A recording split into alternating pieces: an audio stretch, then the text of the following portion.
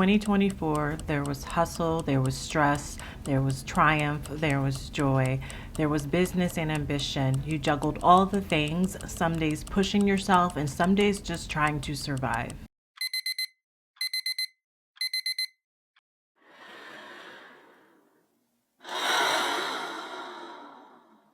As we step into 2025, it's an opportunity to take a step back from the chatter of life and realign with what's most important to us. Like coming home is a chance to realign with our higher self, that God that lives in all of us, the ultimate creator. Because ultimately, we want to create a life that we design, not live a life of circumstance. This is my exact routine to do exactly that.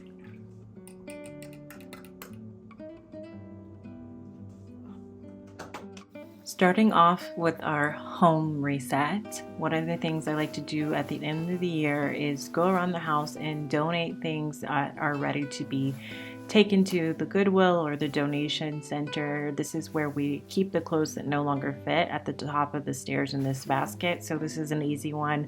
And I just like to take the time to make sure that I'm decluttering a little bit and donating those items that other people can use that we're no longer using. As part of my home reset, I usually also like to declutter a nagging space, a space that's been bothering me. If you saw, I did that in my last year reset, but this year I actually went to Texas for a week during December, so I actually used that time instead to go spend with my mother who was having surgery to have her tumor removed, and I am happy to report that it was a successful surgery, and thank you to everyone that has been praying for her. We are happy to say she's cancer-free after having one of the most aggressive cancers. God is so good.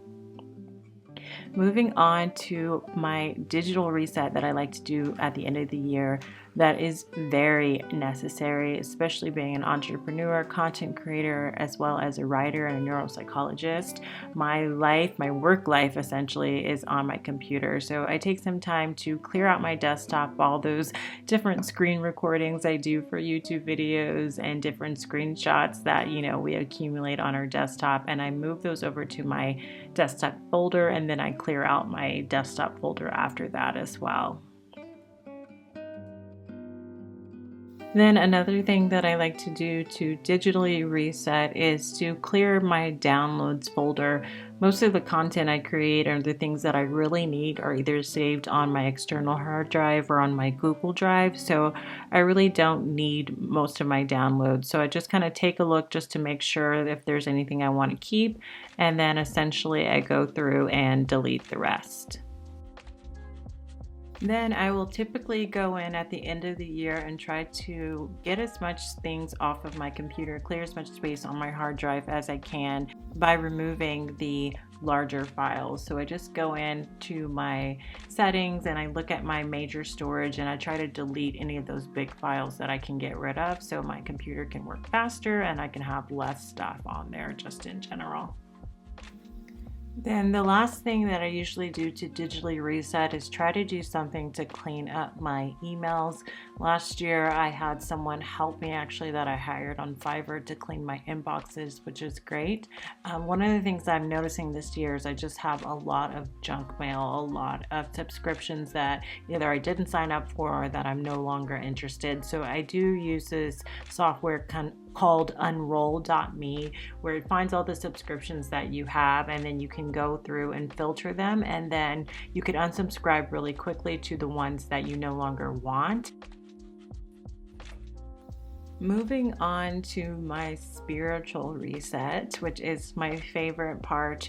So before I set my goals for the end of the year, I like to kind of double up on my meditation. So I meditate in the morning, pray after my journaling, and do some stillness, but I'll add in an extra set of meditation just so I'm just taking more time to reflect. I will say I did this meditation just for the video, but I typically do the second set in real life at night in December, and this just gives me more moments of stillness to clear out the clutter and just spend time with myself.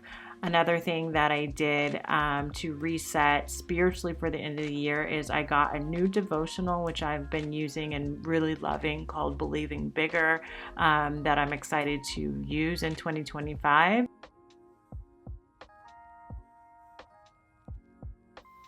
I also got 2 new notebooks that I'm really excited about. I'm always on the hunt for a good notebook, so I specifically went for searching for the ones that I found. And I really love hardcover notebooks because I can throw them in my bag. They're really durable. I'll link these below because they're really great if you're looking for a good notebook. I found them on Amazon. And so I got an orange one for writing my book because I am writing a book this year. It'll be my 4th book, actually, and this one is going to be a lot different than my previous book. So the orange one is solely going to be dedicated to my book writing that I'm doing in the morning, and then the black one is going to be more for general note taking. What I love about these notebooks is they have a table of contents at the beginning, and all the pages are actually numbered for you, which I think is great. So you can index things and you can really have a system to come back to what's really important without searching all over page by page in your notebook. It also came with tabs. It comes with this little band, and it also comes with a pocket in the back, which is really nice. So yeah, big fan of these notebooks, excited to use them. And they're a big part of my spiritual reset for 2025 because I love a good notebook. I also did a massage before I went on vacation. I did a massage here in Colorado. I got the hot stones. I usually do a couple massages in December. I usually do a massage every other month, but December I really like to reset and reflect. And then the best part of my spiritual reset is we went to Mexico for a week, me and my family, my husband and my 2 kiddos, and it was really a dream come true. I got to relax right after my mom's successful surgery. I felt like my whole body just completely released and relaxed, and we got to spend time with the kiddos. There was a kids club, so me and my husband also got some quality time, and it was just nice to decompress before setting our goals and really kind of finalize my spiritual reset that was much needed. Suddenly, the world I used to know, I see it differently. You woke me from a dream, now here's reality. Baby, baby, you are really hurting me.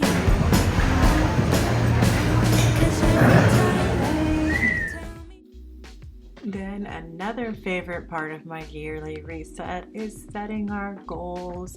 Me and my husband actually sat down to set our family goals before we went to Mexico because it's pretty easy. They stay the same pretty much except for like the goals for the kids. And then we pretty much plan our vacations.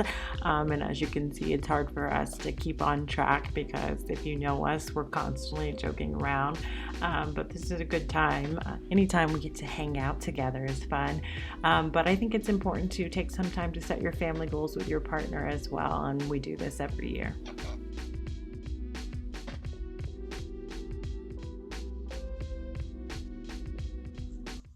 Cheers and Happy New Year. So I have reached the last step in my process, as I've probably told you in the voiceover to this video. So now I'm jumping into like my most favorite part, the goal setting process. So I had a lot of reflection, I'll be honest, in Mexico, and already have so many things percolating for this 2025 year, as well as a lot of the reflection work I did just in December in general, looking over my goals. So I feel like I'm at a very good point that it's going to flow out of me. There are a couple things that I do want to share with you guys outside of my goal planner. So my goal planner is my main brainstorming process that I use to set my goals at the beginning of the year, and I use my Mod Ambition Planner. So I'm just going to opening, this is my old one. I'll be opening up just a brand new one. You can see the difference in color. This one is like nice and clean. So I'm just going to be starting a brand new goal planner. But there are a couple things that I added in what I call a year at a glance, a PDF bundle, which I will give you guys for free. In case you have my planner and you want to add this to it, or you want to add it to your own goal getting system, I have some things that I do at the top of the year that I don't have in my goal planning system that I typically add by hand, that I just put into a bundle so you guys can have it as well. So I'm going to walk you guys through that before I jump into planning everything. So I'll show you that, but before I do, also I just want to show some other things that I kind of transfer over to my new goal planner. I have a copy of my summary of the book, The 12-Week Year. I have this here if you have my free PDF of the 12-week year. That's in there. It's also in my Notion template. So I just copy that, so whenever I need a refresher of the principles of that book, which I find very useful for goal getting, I have that there. I also have the reflection page for the year to reflect on the previous year from my previous goal planner, which I will be transferring. And then I have my handwritten sun goals, my 10-year goals, and my 5-year goals from my previous planner, which I will be transferring into this PDF bundle. So let me show you what I have in this year at a glance PDF bundle, which I'll be implementing, and you can download again for free. And then I will jump into my goal setting process. Okay, so this is kind of like the extra stuff that I'm going to be adding to my goal planner that isn't already part of the planner. So basically, this is just the cover, which you can or cannot print. You can also print this in grayscale if that will be easier. It starts with just having a yearly calendar, so I can have that at the beginning of my planner, because the goal planner, the Monovision goal planner, is undated. So it's nice to just have a yearly planner at the top of your planner to reference when you're planning. And then these are my 10-year goals and my 5-year goals that I usually write by hand, that I just have a page for me to put. I don't change these every year. So for instance, my 10-year goals, this is by 2030, so that's age 45. That's still going to be my 10-year goals. And then I'll copy my 5-year goals. So this is by December of this year. So these were set essentially almost 5 years ago, about 4 years ago. So I can make sure that I'm, tracking them, and they're not, my 10-year goals aren't changing every year unless I just really need them to. That way I can make sure that I'm staying on track with those. So I'll put those there. Then I also have my metrics that matter that I'm going to be tracking throughout the year. Whenever it comes to me tracking metrics, it's always more consistent when I do it by hand. And so I thought a good way to do this is to have a one sheet to track them each month. So those are those metrics. You can decide what you want to track for the year, and then you just have it all on one page. This year at a glance is really good if you are a business owner, particularly if you do like launch campaigns, to just have a year on one page of all. I'm going to put on here campaigns that I want to launch, but I'll also probably put personal things on here like vacations, and just have a bird's eye view of the year that I can brainstorm on by hand. And this is something just a little bit more granular. You can put things like birthdays on here. It's a yearly planner, but you just have 4 pages where you can really plan out the year. You can kind of look at it from a bird's eye view by quarter in these last 4 pages. And then that's just my thank you page of the PDF bundle. So you guys can grab that in the description below. It's just some other pages that are more specific to looking at your year at a glance. So now I'm going to jump into planning my year.